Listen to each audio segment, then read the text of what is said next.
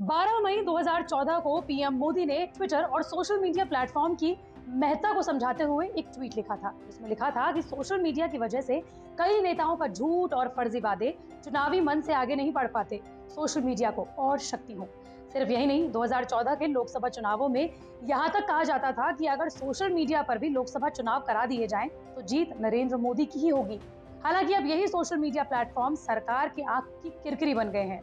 PM Modi के जिस social media account Twitter पर 6 करोड़ से ज्यादा फॉलोअर है, उसी ट्विटर के ऑफिस पर दिल्ली पुलिस की स्पेशल सेल ने रेड डाली।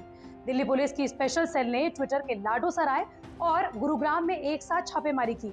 अधिकारियों ने कहा कि कथित कोरोना टूल किट मामले में ये छापेमारी की गई है, जिसे बीजेपी के नेता और प्रवक्ता संबित पात्रा ने कांग्रेस का टूल किट बताकर शेयर किया था, लेकिन ट्विटर ने इसे मैनिपुलेटेड मीडिया बता दिया। लेकिन 7 साल में ऐसा क्या हो गया कि बीजेपी, जिसने दोनों लोकसभा चुनाव और अनगिनत विधानसभा चुनाव का एक बड़ा हिस्सा सोशल मीडिया प्लेटफॉर्म्स पर ही लड़ा, वही सोशल मीडिया प्लेटफॉर्म सरकार की आंख की किरकिरी बन गए हैं। हालात यहाँ तक पहुंच गए हैं कि social media platforms Facebook, Twitter ban होने की कगार पर आ गए हैं।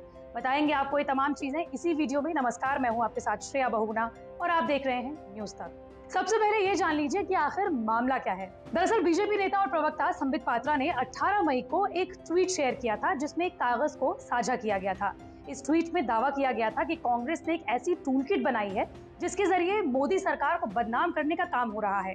ट्वीट कर संबित ने तब राहुल गांधी पर भी निशाना साधा था। उन्होंने कहा कि राहुल गांधी लगातार कोरोना को लेकर जो भी ट्वीट करते हैं, वो जिस अंदाज में प्रधानमंत्री नरेंद्र मोदी पर हमला करते हैं, वो सब कांग्रेस की टूल किट का हिस्सा है। उन्होंने जिस टूल किट को साझा किया, उसमें कांग्रेस का लेटर हेड तक दिखाया गया था, लेकिन ऑल्ट न्यूज पोर्टल ने अपने पड़ताल में इस लेटर हेड को ही गलत बता दिया। मामले ने तूल तब पकड़ा जब कांग्रेस की तरफ से जोरदार पलटवार किया गया। संबित पात्रा और छत्तीसगढ़ के पूर्व मुख्यमंत्री रमन सिंह पर फर्जी दस्तावेज साझा करने का आरोप लगा दिया गया। एक कदम आगे बढ़कर छत्तीसगढ़ एनएसयूआई ने तो संबित पात्रा और रमन सिंह के खिलाफ एफआईआर तक दर्ज करा दी। लेकिन ट्विटर ने संबित पात्रा के ट्वीट को मैनिपुलेटेड मीडिया बताया। क्यों? ट्विटर को इसकी जानकारी कैसे हुई, ये भी दिल्ली पुलिस जानना चाहती है और इसी वजह से ट्विटर के ऑफिसेज में रेड भी हुई। लेकिन मैनिपुलेटेड मीडिया आखिर होता क्या है, इसे भी समझ लीजिए। दरअसल ट्विटर ऐसा एक्शन कब लेता है? ट्विटर की पॉलिसी है जिसके मुताबिक अगर आपने कोई जानकारी ट्वीट की है, वो तथ्यात्मक रूप से गलत है, तो उस पर लेबल लगा दिया जाता है। आपको याद होगा कि राष्ट्रपति चुनाव जब अमेरिका में हुए थे, उस दौरान पूर्व राष्ट्रपति डोनाल्ड ट्रंप के कई ट्वीट्स को भी ट्विटर ने मैनिपुलेटेड मीडिया बताया था। बाद में उनका अकाउंट स्थायी रूप से सस्पेंड कर दिया गया। अब दिल्ली पुलिस ट्विटर के अधिकारियों से ये जानना चाहती है कि किस आधार पर उन्होंने संबित पात्रा के ट्वीट को मैनिपुलेटेड मीडिया बताया। लेकिन दोनों की तकरार शुरू आखिर हुई कहां से? सरकार और ट्विटर के बीच खटास किसान आंदोलन के दौरान शुरू हुई, जब संसद के पटल पर केंद्रीय मंत्री रविशंकर प्रसाद ने #Modi planning farmers genocide hashtag पर आपत्ति जताई थी। सरकार ने सोशल मीडिया साइट से 250 से ज्यादा अकाउंट्स को ब्लॉक करने के लिए कहा था, लेकिन ट्विटर ने सिर्फ 150 अकाउंट पर ही एक्शन लिया। साथ ही सरकार ने 1000 से ज्यादा पत्रकार, सोशल मीडिया एक्टिविस्ट जैसे लोगों के अकाउंट बैन करने के लिए कहा था, जिन्होंने सरकार विरोधी ट्वीट किए थे। लेकिन ट्विटर ने ये कहते हुए सिर्फ 500 अकाउंट पर ही एक्शन लिया कि अगर सभी को ब्लॉक कर दिया गया तो भारतीय संविधान की अभिव्यक्ति की आजादी के खिलाफ ये हमला होगा। फिर आया कोरोना, जिसमें सरकार की काफी किरकिरी हुई। पब्लिक हेल्थ सिस्टम की पोल खुल गई। लोग हॉस्पिटल बेड से लेकर ऑक्सीजन सिलेंडर की मदद के लिए कांग्रेस के श्रीनिवास के पास जा रहे थे। ऐसे में कांग्रेस के नेताओं का कद बड़ा होता गया और बीजेपी का कद छोटा होता गया। फिर संबित पात्रा का ये ट्वीट आया, जिसकी वजह से बीजेपी और विपक्ष आमने सामने आ गए। कांग्रेस प्रवक्ता रणदीप सुरजेवाला ने यहाँ तक कह दिया कि ट्विटर के दिल्ली गुरुग्राम दफ्तर पर रेड डालने वाली डरपोक भाजपा सरकार रेड राज से फर्जी टूल किट का सच नहीं छिपा सकती। हालात यहाँ तक है कि यही सोशल मीडिया प्लेटफॉर्म अब बैन होने के कगार पर पहुंच गया है। दरअसल देश में काम कर रही सोशल मीडिया कंपनियां यानी फेसबुक, ट्विटर और इंस्टाग्राम के सामने एक बड़ी मुश्किल खड़ी हो सकती है। केंद्र सरकार ने देश में काम कर रही सभी सोशल मीडिया कंपनियों को कुछ नियमों का पालन करने के आदेश दिए हैं और उसके लिए 3 महीने का समय भी दिया था, जो 26 मई को पूरा हो रहा है। लेकिन अभी तक किसी भी कंपनी ने इन नियमों का पालन नहीं किया है।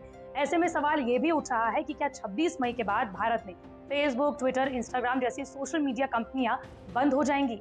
दरअसल भारत सरकार के इलेक्ट्रॉनिक्स और सूचना प्रौद्योगिकी मंत्रालय ने 25 फरवरी 2021 को सभी सोशल मीडिया कंपनियों को एक नए नियमों का पालन करने के लिए 3 महीने का समय दिया था।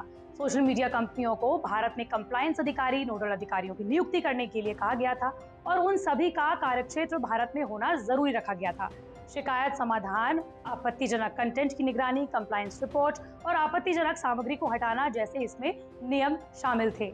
आदेश में यह भी कहा गया था कि सोशल मीडिया कंपनियों को अपनी वेबसाइट या फिर मोबाइल ऐप पर फिजिकल कॉन्टैक्ट पर्सन की जानकारी भी देनी होगी। अभी तक केवल कू नाम की कंपनी को छोड़कर बाकी किसी भी कंपनी ने किसी भी अधिकारी को अभी तक ऐसा नियुक्त नहीं किया गया है। हालांकि कुछ प्लेटफॉर्म ने इसके लिए 6 महीने का समय मांगा है। कुछ ने कहा है कि वो अमेरिका में अपने प्रमुख कार्यालय से निर्देशों का इंतजार कर रहे हैं। सरकार ने कहा है कि कंपनियां भारत में काम कर रही हैं, भारत से मुनाफा कमा रही हैं, लेकिन दिशा निर्देशों के पालन के लिए मुख्य कार्यालय से हरी झंडी का इंतजार करती हैं। ट्विटर जैसी कंपनियां अपने खुद के फैक्ट चेकर रखती हैं, जिनकी ना तो कोई पहचान होती है और ना ही तरीका कि कैसे तथ्यों की जांच की जा रही है। और यही वजह है कि दिल्ली पुलिस की स्पेशल सेल ट्विटर के ऑफिस में जाकर इसके आंसर जानना चाहती है। आपको ये बताते चले कि आईटी एक्ट की धारा 69 के तहत उन्हें इंटरमीडिएटरी के नाते लायबिलिटी से छूट मिली है, लेकिन इसमें कई विषय वस्तु के बारे में फैसला कर रही है जिनमें भारतीय संविधान और कानूनों का ध्यान नहीं रखा जाता। नए नियम 26 मई 2021 से लागू होने जा रहे हैं। अगर ये कंपनियां इन नियमों का पालन नहीं करती हैं तो उनका इंटरमीडिएटरी स्टेटस छिन सकता है और वह भारत के मौजूदा कानूनों के तहत आपराधिक कार्रवाई के दायरे में आ सकती हैं। इसका मतलब ये हुआ कि अगर किसी ने ट्विटर पर आपत्तिजनक पोस्ट लिखा तो पहले उसी शख्स के खिलाफ कार्रवाई होती थी, लेकिन अब अगर ट्विटर ने भारतीय नियमों का पालन नहीं किया तो ट्विटर पर ये पूरी कार्रवाई होगी। ऐसे में अब भारत सरकार और ट्विटर के बीच में जो ये जंग है वो एक नेक्स्ट लेवल पर पहुंच गई है। आपका इस पूरे मुद्दे पर क्या कहना है, हमें कमेंट बॉक्स पर जरूर बताइए। मंडे टू फ्राइडे में इसी तरह के वीडियो आप तक लाती रहूंगी। अगर आप भी किसी टॉपिक के बारे में जानना चाहते हैं तो कमेंट बॉक्स पर जरूर बताएं।